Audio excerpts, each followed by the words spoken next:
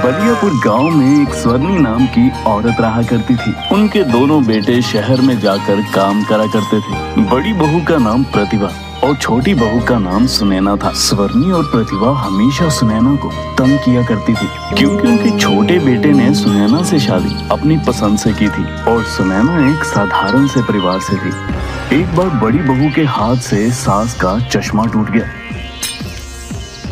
ये क्या कर दिया मैंने? ये तो माँ जी कल ही बनवा कर लाई थी। माँ जी को पता चलेगा तो बहुत गुस्सा होंगी। क्या करूं? क्या करूं? प्रतिभा बाहर काम कर रही सुनैना के पास गई और कहा,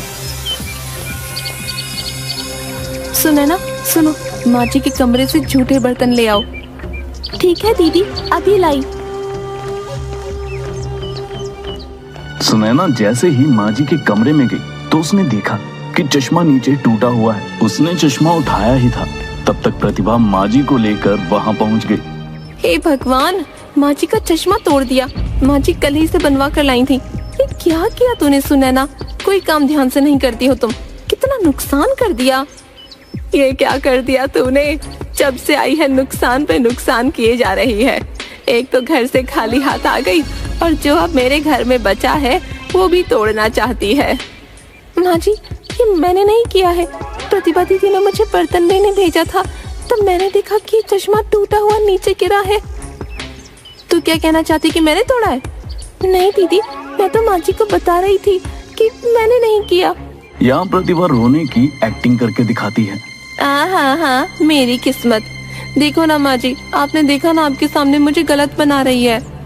नहीं दीदी, मेरा ऐसा कोई इरादा नहीं है।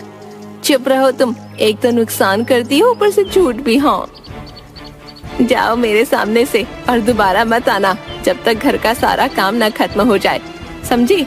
उसके बाद तुम जंगल चली जाना, वहाँ से लकड़ियाँ काट कर ले आना। जंगल चली जाइयो समय से, समझ गई? लेकिन दीदी, इन सब कामों को करने में ही शाम हो जाएगी। इतनी जल्दी ये सब कैसे करूँगी? मुझे क्या पता, माँ जी ने बोल दिया सो बोल दिया, समझ गई? माँ जी, प्रतिभा ने क्या कहा समझ नहीं आया? ठीक है माँ जी, जाती हूँ। बेचारी सुनैना उदास मन से वहाँ से चली जाती है। भगवान करे जंगल से वापस ही ना आए। मैं अपने बेटे की किसी अच्छे घर में शादी कर दूंगी और दहेज में बहुत सारे गहने और रुपए भी ले लूंगी। ये सब सुनैना ने सुन लिया। माँ जी, मेरे लिए भी एक सोने का हार ले लेना। आखिरकार मैं इस घर की बड़ी बहू हूँ। ठीक है, जाओ अब मेरे लिए कुछ बढ़िया सा खाने को ले आओ। जी माँ जी, अभी लेकर आई। प्रतिभा वहाँ से चली गई।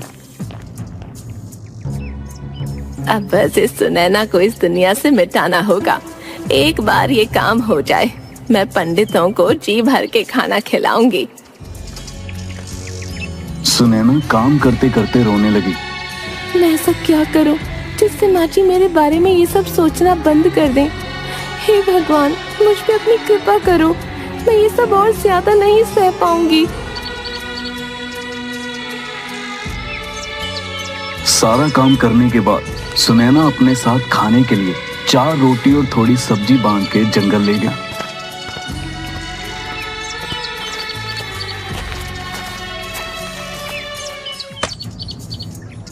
सुनैना जंगल में लकड़ी काटने लगती है। उसने लकड़ी का एक गट्ठा बनाया और छांव में बैठ के तब उसके थैले से रोटी का डिब्बा नीचे गिर गया। अरे, मैं तो खाना ही भूल गई। लोग काम भूल जाते हैं और मैं उनके खाना ही भूल गई। क्या करूं अपना? अब बस जल्दी घर चली जाती हूँ। इसे खाऊं या नहीं? ऐसा करती हूँ, खा ही लेती हूँ। वैसे भी दिन से कुछ खाया नहीं, फिर रात का खाना भी तो बनाना पड़ेगा। वह खाना खाने ही वाली होती है कि तभी वहाँ पर एक बकरी उसके सामने आकर बैठ जाती है। तुझे भूख लगी है? आजा तू भी खा ले। वह एक रोटी बकरी को दे देती है। बकरी फिर भी नहीं जाती। इस बार वो एक और रोटी देती है और इस बार बकरी चली जाती है।